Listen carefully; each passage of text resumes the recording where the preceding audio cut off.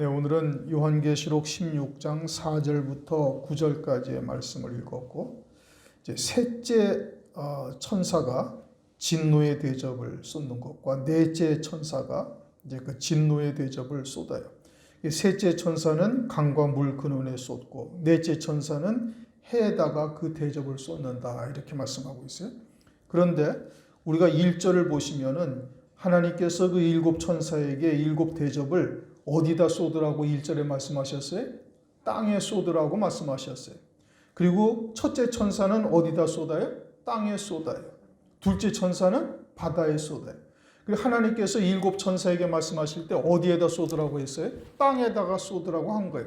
근데 땅에다가 쏟고 바다에다가 쏟고 또는 물의 강과 물의 근원 또는 해에다 쏟고, 다섯째 천사는 또 짐승의 보좌에다 쏟기도 하고 이러잖아요.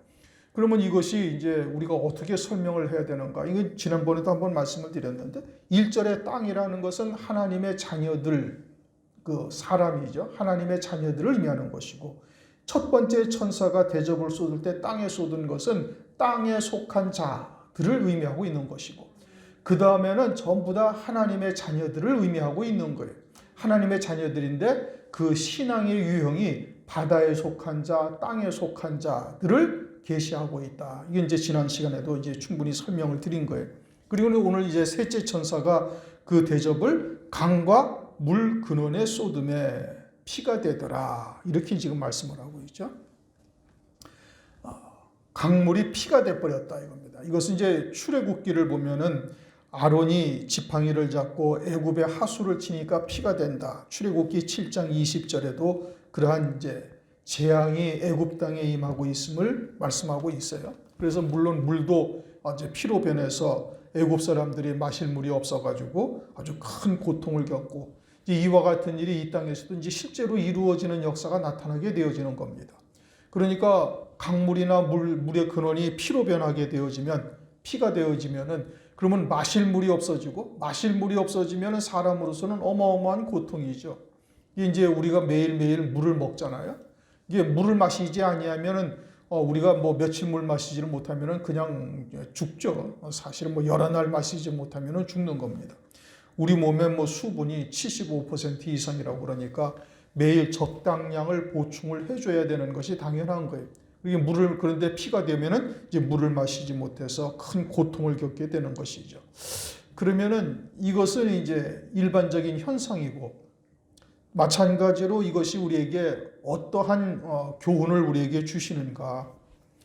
우리의 영도, 우리의 육체도 물을 마셔야 살 수가 있는 것처럼 우리의 영도 생수와 같은 하나님의 말씀을 먹어야만 살 수가 있는 거예요. 그러니까 주님께서도 내가 주는 물은 그 속에서 영생하도록 솟아나는 샘물이 되리라. 그러니까 육체도 물을 먹어야 살지만 우리의 영도 진리의 말씀, 생수와 같은 하나님의 말씀을 먹어야만 되는 거예요. 그래서 그 물이 강과 물 근원이다, 이렇게 말씀하고 있잖아요. 강과 물 근원, 이게 물 근원에서부터 흘러나와서 강물이 되는 것이죠. 그런데 이 물 근원이 어디냐? 이것을 우리가 먼저 알아야죠. 창세기 2장 11절을 보면은 에덴 동산에서 강물이 에덴 동산에서 발원해서 거기서 갈라져서 강물이 네 강으로, 네 지류의 강으로 나뉘어지죠. 첫 번째 강은 금이 있는 하윌라 땅을 흐르는 피손강이고, 두 번째 강은 구스 땅에 흐르는 기혼강이고, 셋째는 히데겔강, 그리고 마지막에는 유브라데 강이 있어요. 에덴 동산은 오늘날 교회의 모형을 말하는 것이고, 그것은 하늘나라의 그림자로서 우리에게 계시하고 있죠. 그래서 이와 같은 에덴 동산의 물의 근원으로부터 발원해서 갈라져서 네 강이 되는데, 이것을 더 거슬러 올라가면 이제 하나님의 보좌로부터 이와 같은 수정 같은 생명수 말씀이 하나님의 보좌로부터 흘러나온다. 요한계시록 22장 1절 2절에 그렇게 말씀을 하셔요. 그러니까 우리의 영적인 생명을 더하게 하시는 이와 같은 수정 같은 생명수는 그 근원이 하나님의 보좌로부터 흘러나오는 거예요. 진리의 말씀은 그곳에서부터 나오는 것이죠. 생명수 강물을 우리가 진리의 말씀, 즉 생수와 같은 주님이 주시는 생명수의 말씀을 거슬러 올라가면은 어디에까지 이르게 하는가? 하나님 보좌 우편의 영광에까지 이르게 하는 거예요. 그러니까 우리의 영에게 주시는 하나님의 말씀이 생수와 같은 것인데, 이러한 하나님의 말씀을 거슬러 올라가면은 그 말씀이 이르게 하시는 곳이 어디냐? 하나님 보좌 우편 영광 중에 이르게 하는 것이, 이것이 수정 같은 생명수요 진리의 말씀이다, 이런 의미인 겁니다. 그런데 여기서 지금 물에다가 강물에나 또는 물의 근원에다가 진노의 대접을 쏟는 것은 하나님의 보좌에 쏟는 것이 아니죠. 그것은 금초대 교회에 흐르는 말씀이고 흐르는 강물이고, 여기서 진노의 대접에 심판을 받는 자들은 누구죠? 음료교회인 거예요. 음료교회의 물의 근원 또는 그들의 강물에다가 하나님께서 대접을 쏟으시겠다, 진노의 대접을 쏟으시겠다, 이런 말씀이죠. 그러니까 그들은 문자로는 하나님의 말씀이지만 그 근원은 전혀 다른 거예요. 그것은 세상 임금인 마귀로부터 흘러나오는 물인 겁니다. 그렇게 해서 적그리스도와 거짓 선지자에게 경배하게 하고 그들을 쫓게 만드는 이와 같은 잘못된 미혹의 물이었던 것이죠. 혼잡한 말 또는 누룩이 섞인 떡, 그렇게 해서 다른 예수, 다른 복음, 다른 영이라는 것을 우리에게 쫓게 하는 겁니다. 그 근원에다 쏟았다라는 것은 그와 같은 물이 쑥물이요 먹으면 죽는 물이 된다, 죽는 물이 된다라는 것을 말씀하고 있는 것이죠. 하나님의 말씀은 우리에게 영생에 이르게 하는 말씀이 참인 겁니다. 그래서 그 말씀의 근원이 하나님의 보좌로부터 흘러나오니 그 말씀을 거슬러 올라가서 신앙이 장성한 분량에 이르게 되어지면은 하나님 보좌 우편 영광에까지 이르게 하는 말씀이, 그것이 수정 같은 생명수요 주님이 주시는 샘솟는 샘물이 되어지는 겁니다. 그런데 이들은 마귀요 또는 거짓 선지자에게로부터 흘러나오는 물을 먹었던 것이고, 거기에다가 진노의 대접을 쏟아붓는 것이죠. 그러니 그 말은 그들의 혼잡한 말은 하나님의 백성들의 영을 죽이고, 그리고 그것으로 또 다른 영혼들까지 죽이는, 영적 생명을 죽이는 일들을 하게 한 것이고, 그러한 말을 먹고 완전히 화인 맞은 자가 되어진 자들은 신실한 성도들을 죽이는 자리에 내어주어서 그들의 피를 흘리게 하는 일을 환난 날에 행한 겁니다. 그래서 요한계시록 17장 6절, 또 내가 보매 이 여자가 성도들의 피와 예수의 증인들의 피에 취한지라. 이 여자라는 것은 음녀요 큰 성 바벨론을 말하는 것이죠. 그들이 신실한 성도들을 죽이는 자리에 내어준 거예요. 요한계시록 13장에서 우리가 상고했던 것처럼 짐승을 경배하지 않고 짐승표를 받지 아니하는 자는 몇이든지 죽이더라, 그렇게 말씀하고 있죠. 그러니까 환난 날 짐승표를 받지 아니하는 자, 짐승을 경배하지 아니하는 자는 그 수가 얼마가 되든지 다 그냥 죽여버리는 것이에요. 그리고 이와 같이 수정 같은 생명수와 같은 하나님의 말씀을 먹고 있는 자들은 절대 짐승이나 짐승표를 받을 수도 없고 짐승을 경배할 수도 없죠. 그러니까 죽임당하는 것이죠. 그러니까 영적으로 그 말씀을 쫓는 자들은, 그 말을 쫓는 자들은 영적으로 죽게 하고, 또 다른 영혼들의 피를 실제적으로 이렇게 흘리게 하는 역사를 이루는 것이고, 그리고 그들의 이러한 생수에, 그들의 먹고 있는 강물이나 물의 근원에 이와 같이 하나님께서 진노의 대접을 쏟으셔서 피가 되게 하셔서 피를 마시게 한다. 그래서 성도들의 죽인 죄에 대해서 하나님께서 보응하시는 심판이다, 이겁니다. 그러니까 거짓 선지자의 말을 쫓아서 미혹의 말을 쫓아서 짐승표를 받고, 또 짐승을 경배한 목사, 전도사 또는 교회에서 부역장 이렇게 해서 가르치는 모든 자들, 교사, 이런 자들이 이와 같은 심판을 받게 되어질 것을 말씀하고 있는 겁니다. 혹여나 생각하기를 저들도 다 하나님의 교회요, 하나님의 이름으로 예배를 드리고 예수 그리스도를 믿는 자들이라고 생각하시면 크게 잘못 생각을 하는 겁니다. 그것은 우리가 성경을 통해서 인본적이고 세속적인 말을 하는 자들, 요한일서 4장 5절 6절에서 정확하게 말씀하고 있잖아요. 저들은 세상에 속한 거로 세상에 속한 말을 하며 세상도 듣는 것이고, 그들은 결국은 진리의 영이 아니라 미혹의 영이라고 성경이 정확하게 정의를 내리고 있어요. 미혹의 영이라는 것은 이제 부드럽게 하신 말씀이고, 그건 귀신 들린 자다 이 뜻인 겁니다. 그렇다고 뭐 육체적으로 귀신이 들려서 한 여름철에 무슨 뭐 오리털 파카를 입고 헛소리를 지절거리고 이러지는 않는 거예요. 아주 인격적으로는 전혀 하자가 없는 거예요. 예수님 당시 유대인들에게 너희는 너희 아비 마귀에게서 났다라고 말씀하고 있지 않습니까? 그들이 인품적으로는 얼마나 아주 훌륭한 인격을 가진 사람이에요. 전혀 하자가 없다니까요. 그들도 하나님을 열심히 섬기고 철저한 경건 생활을 하고 있는 자들이에요. 그런데 주님은 뭐라고 말씀하시? 독사의 새끼다. 너희 아비 마귀에게서 났다. 이와 같은 자들, 오늘날도 겉으로는 아주 거룩한 듯이 보이지만 영적으로는 완전히 미혹의 영에 속한 자들, 적그리스도의 영에 속한 자들, 이들을 하나님께서 환난을 통해서 구별하시고 그들에게 하나님께서 이와 같은 진노의 심판을 내리시는 겁니다. 자신들도 죽은 자가 되고 다른 영혼들도 그와 같이 죽이는 일에 동참한 자들, 이들을 하나님께서 심판하시는 역사를 이루는 것이죠. 5절, 내가 들으니 물을 차지한 천사가 가로되 전에도 계셨고 시방도 계신 거룩하신 이여 이렇게 심판하심이 의로우시도다. 그렇게 말씀하셔요. 의로우시도다는 공의의 심판을 하셨다 이 뜻인 겁니다. 그처럼 혼잡한 말, 그래서 자기도 죽은 자가 될 뿐 아니라 다른 영혼도 죽이는 이와 같은 일을 한 자들을 하나님께서 이렇게 심판하시는 것이 하나님이 의로우시도다 이겁니다. 그러면서 누가 그런 얘기를 해? 물을 차지한 천사, 물을 다스리는 천사, 즉 하나님의 말씀을 우리에게 깨우쳐주는 일을 하는 겁니다. 우리가 다니엘서를 보면은 가브리엘 천사장이나 또는 미가엘 천사장이 하는 일이 그런 것이잖아요. 하나님의 뜻을 다니엘에게 알게 하려 하실 때 가브리엘을 보내시고 또 부족하니까 미가엘 천사장을 보내어 하나님의 뜻을 깨닫게 하셔요. 물론 성령께서 말씀을 새기시고 가르치시고 또 생각나게 하시는 일을 하시지만 그 일을 일선에서 담당하는 자는 누구냐? 천사가 그 일을 담당을 하고 하는 거예요. 그러니까 우리들에게도 천사가 와서 하나님의 뜻을 깨닫게 하시고 생각나게 하시고 말씀에 붙들려 살 수 있도록 은총을 베푸시는 겁니다.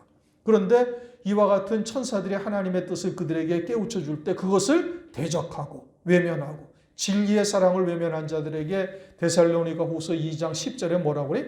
하나님께서 유혹을 저희에게 역사하게 하사 거짓 것을 믿게 하신다는 거예요. 왜 거짓 것을 믿게 하셨어요? 진리의 사랑을 외면하기 때문에 그러는 거예요. 오늘날도 역시 마찬가지로 진리를 외면하는 자들에게 거짓 것을 믿게 하신다 이겁니다. 인본적이고 세속적인 말들을 쫓게 하는 것이죠.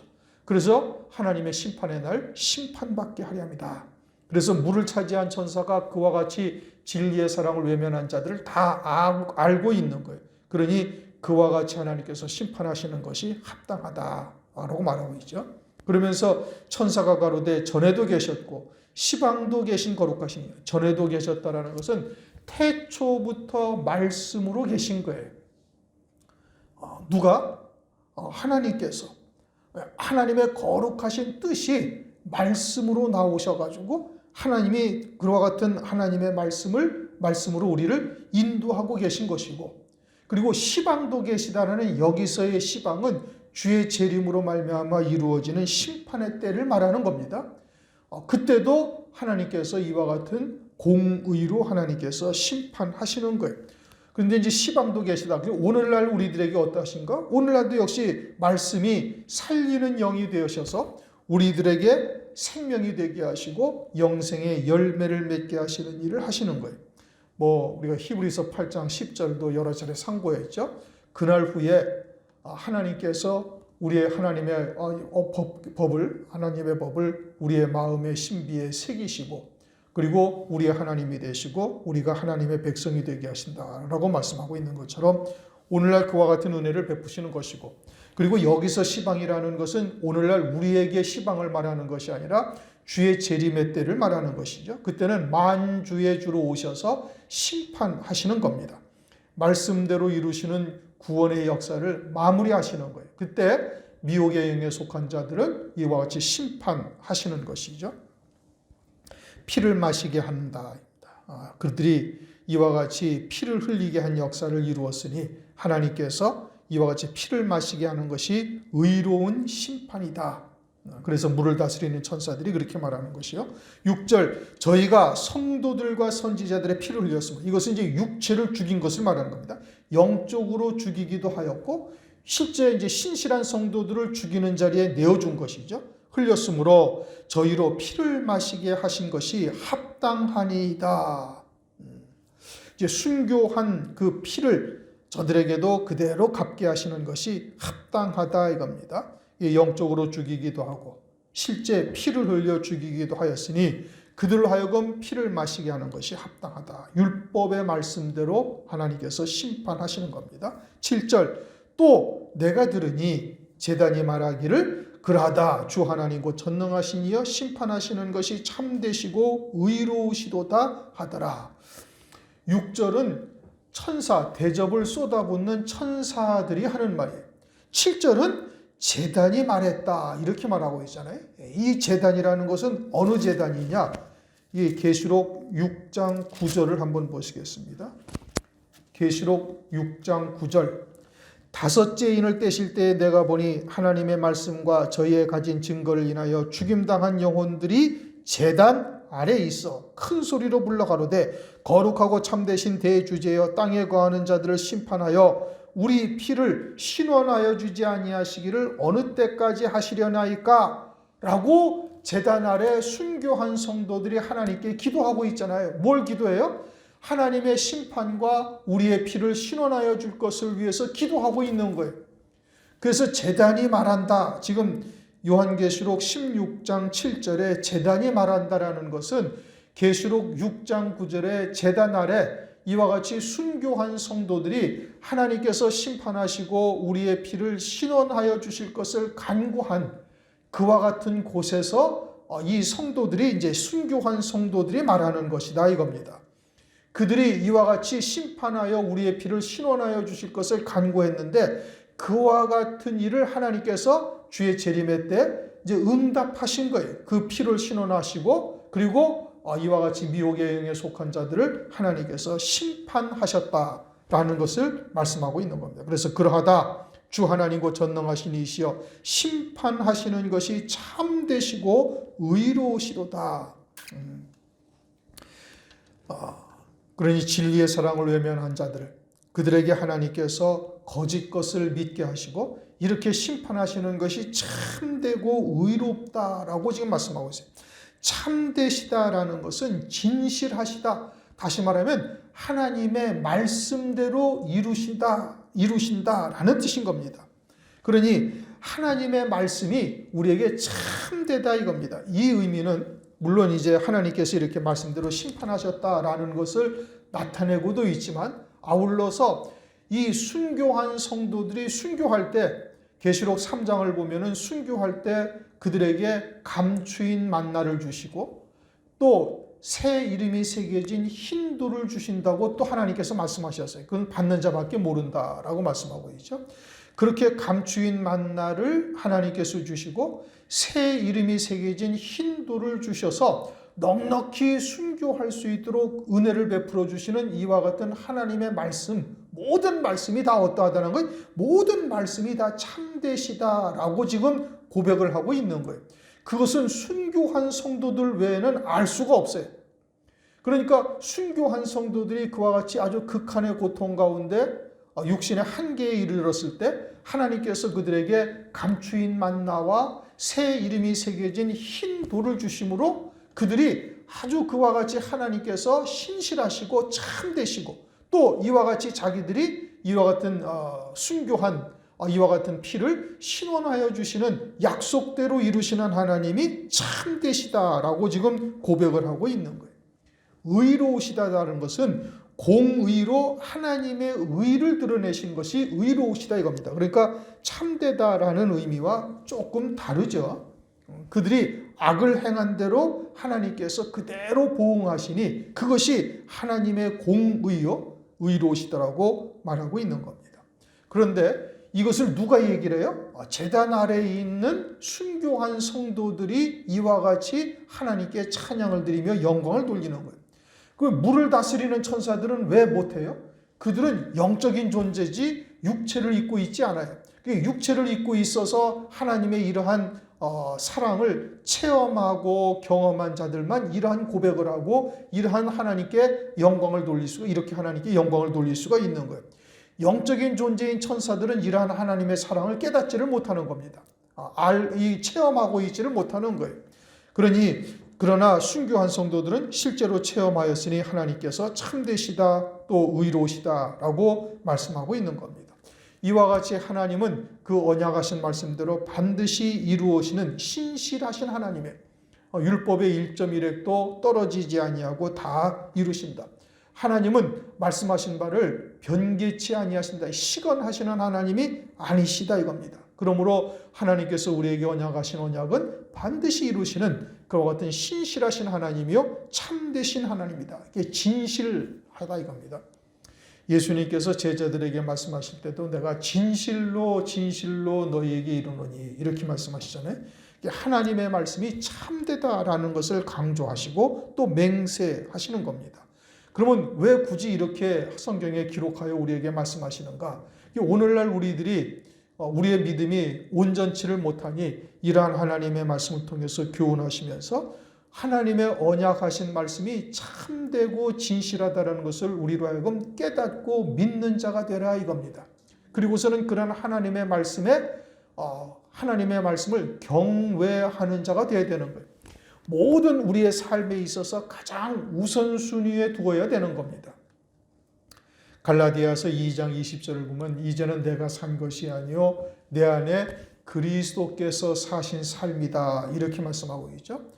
그 뒤를 가면은 하나님의 말씀을 믿는 믿음으로 사는 자다. 이게 그리스도로 사는 삶인 것을 말씀하고 있는 거예요. 언약의 말씀을 우리가 믿음으로 그 말씀에 붙들려서 그 말씀이 나의 삶에 있어서 가장 우선이 된 삶이 되어졌을 때 이와 같은 하나님의 은혜를 체험하고 하늘나라에서 이처럼 찬송하는 자리에 설 수가 있는 거예요. 그냥 대충 믿고 또는 아는 것으로 끝나가지고서는 절대 이러한 고백을 하는 자리에 설 수가 없어요. 죽임당한 어린 양의 생명책에 농명이 되어야 환난날에 순교할 수가 있다고 여러 차례 강조를 하고 말씀을 드렸잖아요. 그것은 하나님의 말씀이 내 삶에 있어서 가장 최우선 순위에 있어야 되는 겁니다. 주의 언약의 말씀이 그래야 그것이 이제 하나님을 경외하는 것이고 그래야만 하나님의 말씀과 예수의 증거와 하나님의 말씀을 인하여 묵배임 받는 자리에 들어설 수 있는 자가 돼요. 그러할 때 하나님께서 감추인 만나와 새 이름이 새겨진 흰돌을 주셔서 넉넉히 순교할 수 있도록 은총을 우리에게 베풀어 주시는 겁니다. 우리가 이미 듣고 알고 있으니 환난 때 가면 넉넉히 하겠지. 절대 그렇지가 않습니다. 환난 날에 왜 한때, 두때, 반때라는 이 시간의 간격을 두시고 순교할 수 있는 기회를 왜 주셔요?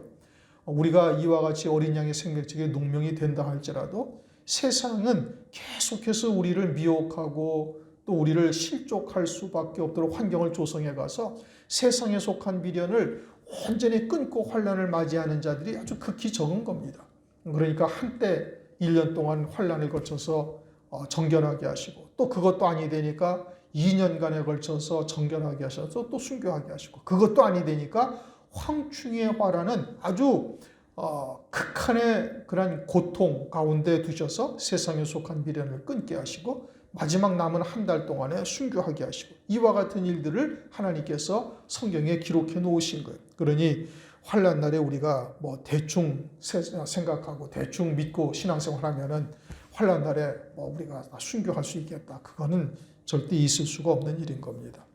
그것이 그렇게 쉬운 일 같으면은 첫째 부활이라는 영광이 그렇게 아주 으뜸되는 최고의 영광이 될 수가 없는 것이죠. 그와 같은 믿음의 자리에 있어야만 되는 것이고 그것은 이 은혜 시대에 그 믿음의 열매들 위에 삶을 통해서 나타날 수 있어야 되는 겁니다. 8절 넷째가 그 대접을 해에 쏟으니 해가 권세를 받아 불로 사람을 태우니 이거는 이제 실제 이와 같은 일이 벌어지는 겁니다. 우리가 피부암이라는 것이 요즘 많이 생기잖아요. 예전에는 그냥 뭐 햇빛을 그냥 그대로 다 받고 다녀도 별일이 없었어요. 그런데 이제 뭐 요새는 선크림이니 뭐니 바르지 않으면은 뭐 얼굴에 뭔가 이상이 생기고 문제가 생기는 일이 비일비재하게 오늘날 우리가 볼 수가 있어요. 그거는 자외선이 훨씬 더 강해졌다는 얘기고 오존층이 많이 얇아지고 파괴되었다는 얘기인데 기상이변에 대해서는 뭐 더 설명 안 드려도 충분히 여러분들이 알 수 있을 거예요. 뭐 금년에도 제가 여러 차례 말씀드린 것처럼 작년에도 작년 여름이 앞으로 다가오는 여름 가운데 가장 시원한 여름이었다. 우리가 느끼기에는 이제까지 지나온 여름 중에 가장 더운 여름이었는데 기상학자들이 이야기하기를 앞으로는 이 해가 가장 시원한 여름이었다라고 말하게 된다라는 거예요. 이와 같이 기상이변이 오늘날 뭐 밥 먹듯이 일어나잖아요. 뭐 남극, 북극해, 북극이 뭐 해비 뭐 거의 다 녹아버려서 장차는 이제 해수면이 뭐 몇십 센치 이상 올라갈 것이고 저지대에 있는 사람들은 바다로 그냥 함몰되고 마는 뭐 태평양에 있는 섬나라들 몇몇은 나라가 없어진다고 뭐 그렇게까지 이제 방송에서 나오고 있지 않습니까? 더더군다나 뭐 말씀드린 것처럼 그렇게 온난화 현상이 일어나니까 뭐 엘니뇨라는 뭐 기가 막힌 단어들까지 오늘날 기상학자들이 이야기를 하고 있어요. 뭐 엘니뇨 또는 뭐 시베리아의 그런 영구 동토가 녹아 들어가 가지고 이제 뭐 그 속에 담겨져 있는 메탄가스가 밖으로 나오게 되어지면은 오존층 파괴는 아주 극심하게 속히 이루어질 것이고 오존층이 파괴되면은 우리 피부가 그냥 불타버리는 태움을 입는 이러한 역사가 실제로 이 땅에서도 벌어지게 되어지는 겁니다. 또 이것이 영적인 의미도 있어요. 우리에게 해는 하나님을 가리켜요. 시편 84편 11절. 여호와 하나님은 해요. 그래서 그 해 불을 쏟는다는데 지금 여기서의 해는 신실한 성도들, 금초대 교회의 성도들의 해를 말하는 것이 아니고 음녀교회 큰성 바벨론의 해를 말하는 거예요. 큰성 바벨론의 해는 누가 해요? 마귀요? 적그리스도요? 거짓 선지자들이 그들이 되는 거예요. 적그리스도가 등장하라니까 마치 세상을 에덴 동산처럼 만들 것 같이 보게 되는 것이고 그를 마치 그리스도처럼 영접하게 되어지는 거죠. 그게 이제 적그리스도요 짐승표를 받는 거예요. 그런데 그 해의 불로 태움을 입는다. 다시 말하면 적그리스도에 의해서 태움을 입는다. 이런 의미인 겁니다. 요한계시록 17장 16절 네가 본 바 이 열불 짐승이 음녀를 미워하여 망하게 하고 벌거벗게 하고 그 살을 먹고 불로 아주 사르리라. 음녀교회가 뭔데? 큰성 바벨론이고 적그리스도를 옹립하는데 큰 역할을 한 겁니다. 종교계가. 적그리스도를 그리스도처럼 섬기게 하고 세계의 모든 권세를 그에게 이양하는 일에 있어서 전 3년 반에 큰 역할을 한 겁니다. 종교계가 지지를 보낸 거죠. 그러면서 적그리스도의 짐승의 등을 타가지고 그의 권세에 빌붙어서 여러 가지의 아주 이제 영화를 누린 것이 음녀교회죠. 그런데 후 3년 반 들어서게 되어지면은 3차 세계전쟁이 벌어지고 3차 세계전쟁이 벌어졌을 때 적그리스도가 승리할 것을 요한계시록을 통해서 말씀하고 있어요. 그때는 이제 모든 패권을 완전히 장악하고 이제는 음녀교회의 도움이 굳이 필요 없어도 세상의 모든 권세가 적그리스도의 수중에 딱 들어오게 되어지는 겁니다. 그런데 음녀교회가 이제 적극적으로 자기를 찬양하고 자기를 숭배하고 있지 아니하게 되어지면 그러한 자들을 이와 같이 미워하고 망하게 하고 벌거벗게 하고 그 살을 먹고 불로 사르리라. 계시록 17장 16절 말씀처럼 적극적으로 추종하지 아니하는 음료교회들을 이와 같이 죽이는 역사 또는 핍박하는 역사가 있게 되어질 것이에요. 그러니까 음료교회가 자기들이 해처럼 여기는 적그리스도에 의해서 오히려 망하게 되고 벌거벗고 그리고 그 살을 짐승이 먹고 다시 말하면 죽이는 역사, 불로 사르는 역사 이것이 나타나게 되어질 것을 말씀하고 있는 겁니다. 계시록 17장 16절 말씀이 그 짝인 말씀이죠. 그리고 9절 사람들이 크게 태움을 입은지라 음녀교회가 이제 이와 같이 망하게 되어질 것을 말씀하고 있는 겁니다. 전 3년 반에는 적그리스도에게 붙어서 세상 영화를 누리죠. 그러나 후 3년 반에는 혹독한 이와 같이 괴로움을 고통을 겪게 되어질 것을 말씀을 하고 있어요. 뭐 실제 기상이변으로 해로 인하여 불에 타는 재앙도 겪고, 영적으로 이와 같이 그들이 해라고 여기고 있는 적그리스도에 의해서 큰 고통과 재앙을 겪게 되어질 것을 말씀하고 있죠. 그러면서 이 재앙, 사람들이 크게 태움을 입은지라 이 재앙들을 행하는 권세를 가지신 하나님의 이름을 회방하며 또 회개하여 영광을 주께 돌리지 아니하더라. 재앙을 행하는 권세를 가지신 하나님, 주권이 누구에게 있어요? 하나님께 있는 거예요. 이사야서 45장 7절, 나는 빛도 짓고 어둠도 창조하며 나는 평안도 짓고 환난도 창조하나니 나는 여호와라, 이 모든 일을 행하는 자니라. 하나님께서 빛도 짓고 어둠도 창조하고 하나님께서 평안도 짓고 환난도 창조하신다 이겁니다. 그러니까 하나님께서 이와 같이 큰 환난을 통해서 하나님의 뜻을 이루어 가시는 거예요. 누구에게 이와 같은 재앙을 내리시는 거예요? 음녀에게. 교회죠. 하나님의 자녀들에게. 그런데 일반적으로 오늘날 교회가 하나님을 좋으신 하나님이라고 부르잖아요. 그저 항상 복 주시고 이래도 받아주시고 저렇게도 그냥 용서하시고, 그러니 예수 안에서 복받고 잘되고 출세하고 부귀영화를 누리자. 그러나 이와 같이 재앙을 행하시는 하나님, 심판의 권세를 가지신 하나님을 알지를 못하는 겁니다. 사실은 재앙이라고 하지만 하나님께서는 7차례에 걸쳐서 진노를 쏟아내고 계시죠. 그냥 단 한 번에 진멸하셔도 되는데 그리하지 아니하시고 7번에 걸쳐서 하나님의 사랑을 나타내고 있는 거예요. 그런데 이것을 재앙이라고 하는 것은 그들이 떡으로 받지 아니하고 돌로 받고 있으니까 재앙이 되는 겁니다.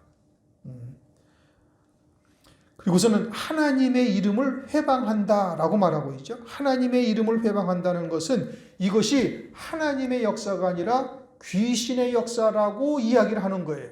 하나님은 이러한 하나님이 아니시다라는 것이죠. 하나님은 좋으신 하나님이니까 우리한테 이와 같은 재앙을 내리시는 하나님은 이것은 우리의 하나님이 아니라 이것은 귀신의 역사다라고 하나님의 이름을 회방한다 이겁니다. 하나님을 귀신의 이름으로 부르고 있다 이 뜻인 겁니다.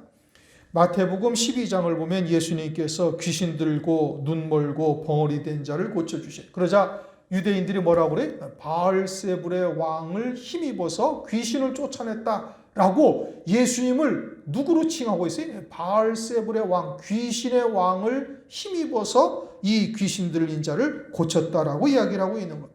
예수님께서는 성령의 역사로 말미암아 이와 같이 은혜를 베풀어 주시는데 이렇게 성령을 회방하고 있고 하나님을 귀신으로 하고 이야기를 하고 있으니 그 하나님의 거룩하신 이름을 회방한 것이 된다 이겁니다. 그러니 그들이 알고 있는 하나님, 다른 말로 하면 좋으신 하나님은 그건 다른 하나님이죠. 다른 영, 다른 복음, 다른 예수. 그는 다른 예수를 섬기고 있는 거예요. 그러므로 이러한 하나님의 사랑을 전혀 깨닫지를 못하고 있는 거예요. 그러면서 회개치 아니하여 영광을 주께 돌리지 않더라. 회개치 아니하여 영광을 주께 돌리지 않더라는 이 말씀을 하는 이면의 의미는 뭐냐? 하나님께서 이와 같이 행하시는 역사라는 것을 알고 있음에도 굳이 회개치 아니하여 영광을 주께 돌리지 않더라 이런 의미인 겁니다. 음녀니까 하나님이 누구신지를 알잖아요. 회개라는 단어는 하나님의 자녀들에게 해당되는 겁니다. 세상이나 세상에 속한 자들에게는 이 회개라는 단어가 해당이 안 되는 거예요. 하나님의 자녀임에도 불구하고 하나님이 행하시는 역사라는 것을 알고 있음에도 회개치 아니하고 하나님께 영광을 돌리지 않더라. 그것은 왜냐? 그들은 이미 화인 맞은 자요. 그리고 짐승표를 받았잖아요. 이 짐승표에 대해서도 이미 말씀드린 것처럼 짐승표는 우리의 생각을 조정할 수 있을 정도까지 오늘날 발전된 거예요. 우리가 로봇 팔 이와 같은 것들을 우리가 이미 알고 있잖아요. 생체의 그런 컴퓨터 칩이나 이런 것을 이식을 해서 우리의 생각을 읽을 수 있도록까지 컴퓨터의 능력이 지금 발달된 거예요. 그 얘기는 뭐냐? 거꾸로 우리의 생각과 마음을 주장할 수도 있게 된 것이 이와 같은 이 컴퓨터의 그런 기능이 이제 그런 것들까지 발달되어져 있음을 우리가 알 수가 있는 것이죠. 그리고 짐승표에 이제 이와 같은 베리칩에 유전자를 조작할 수 있는 기능까지 들어있다고 이제 이야기를 하고 있습니다. 그래가지고 우리의 생각과 마음을 바꿀 수가 있는 것이죠. 그러니까 짐승을 경배하도록 강요하게 만드는 거죠. 그리고 하나님을 섬기지 못하도록 우리의 생각과 마음을 바꾸어 버리는 거예요. 요한복음 13장을 보면은 가룟 유다에게 예수를 팔 생각을 사탄이 넣어 주었더라 이렇게 말씀을 하셔요.